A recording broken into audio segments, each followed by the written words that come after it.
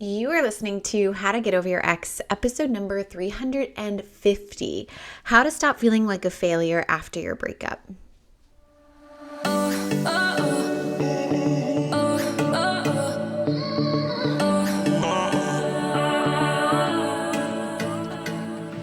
Welcome to How to Get Over Your Ex, a podcast on getting over your ex without it just taking time.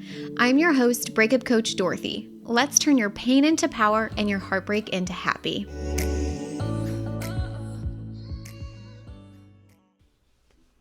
Hello, Bravehearts. I have to say, another good topic or title for this episode might be How to Feel Like Your Relationship Wasn't a Failure. I wonder if I'll retitle it. I don't know.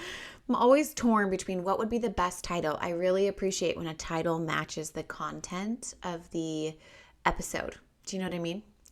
So this is about feeling like a failure, but we're having a broader conversation about when you feel like your relationship was a failure or you failed because you chose a partner that you didn't end up with forever. So let's chat about it. How are you doing today?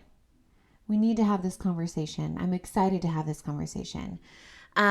So this all actually came about in a coaching conversation. And it started because we were talking actually about validation, because I teach all about external validation and how that's not truly a real thing, because our thoughts create our feelings. And when we realize that our thoughts create our feelings, we then also realize that what has been happening in terms of like wanting or thinking you need validation from certain people in our lives is that when we get validation from those people, it's just permission to believe certain things. And then everything else becomes very simple because you're like, oh my God, I could be just giving myself permission to believe that now without the validation. You kind of get to understand, hey, when this person agrees with me or says I'm amazing, all that's really happening is I'm believing thoughts about myself that perhaps I don't believe when the outside world isn't telling it to me or giving me evidence of it.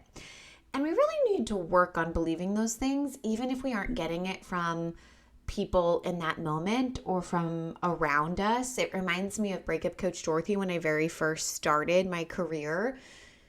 I had to build the belief that I was Breakup Coach Dorothy. I had to believe in Breakup Coach Dorothy before it was any kind of real thing. It like wasn't a real, breakup coaching wasn't even a thing. And when I told people about it, it was me believing in it before it was real. And I had to believe it in my brain and validate it myself before I got other people from the outside world on board with me. I hope that makes sense. That's like a total separate mini lesson about external validation. But that whole separate conversation, what was happening was that my client had really realized that she was really wanting validation from others around her for all of her decision making in life, because her brain kept offering up all the times that she went wrong or she chose wrong. And one of those experiences that was kind of quote unquote evidence to her brain for choosing wrong, doing wrong, making the wrong decision was her past relationship to her ex, which we can all resonate with, right? Of feeling like we did something wrong by choosing that person as a partner because we didn't end up with them. Now, she mentioned that in that whole conversation, she had mentioned the kind of concept or the idea that the relationship failed. And it was a huge kind of like ding, ding, ding bell in my brain to bring up and have a much more in-depth conversation about this, because this is something that I see all the time, right? Because they didn't end up together, it therefore was a bad decision. It was a failed relationship. And that's how she was categorizing it that way. But because I know her and I know the scenario that she came from, I'm like, that is not my understanding of your previous relationship. From what I know, you were dating an amazing man. And I asked her, in what ways was that relationship actually a success and not necessarily a failure?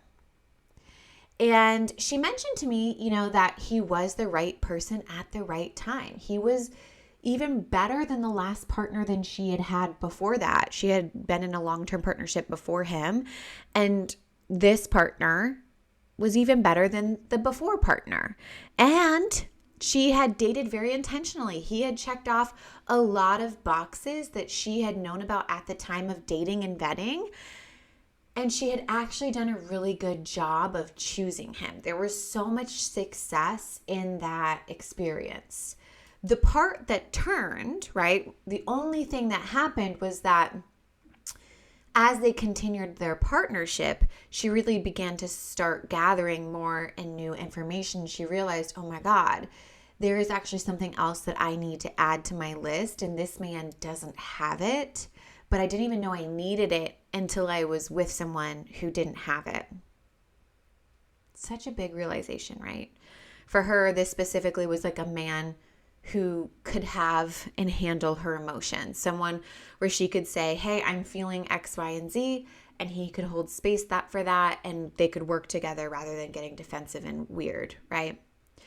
So I kind of compared this to a business because I feel like I have so many business examples now at this point that I'm like, if we correlated this to a business that does launching, like open cart, close cart performances, where we open something and a bunch of people buy and then we close it and people can't purchase anymore, we would say, okay, this launch went better than before.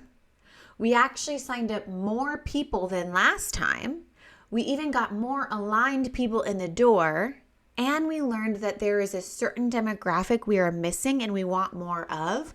So we get to solve for that in our next launch. And I don't actually think a business owner would consider that a failure.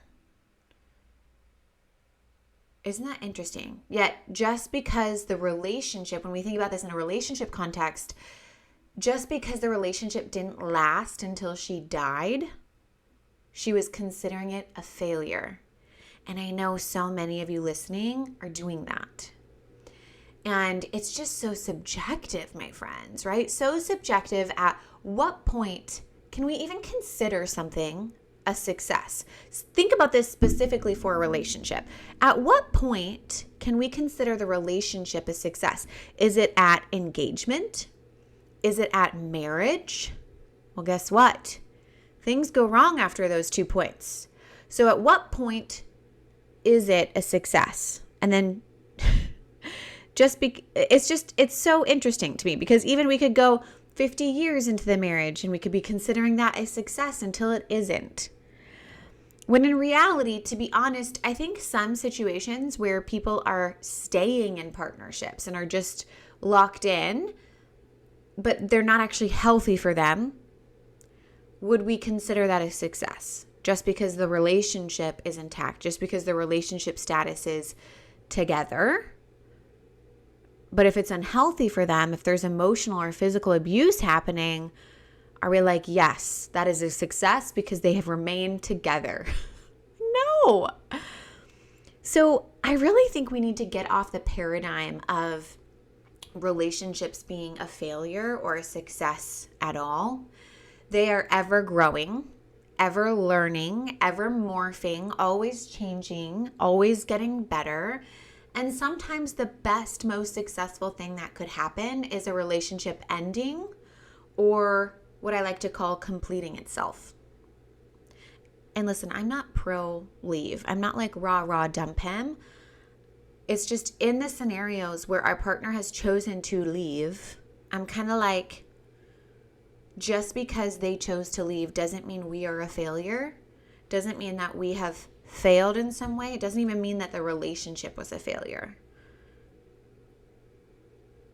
Okay, so this week, if you've been telling yourself that your relationship was a failure and using that as evidence not to trust yourself moving forward, I'd really ask myself, in what ways was this relationship a success?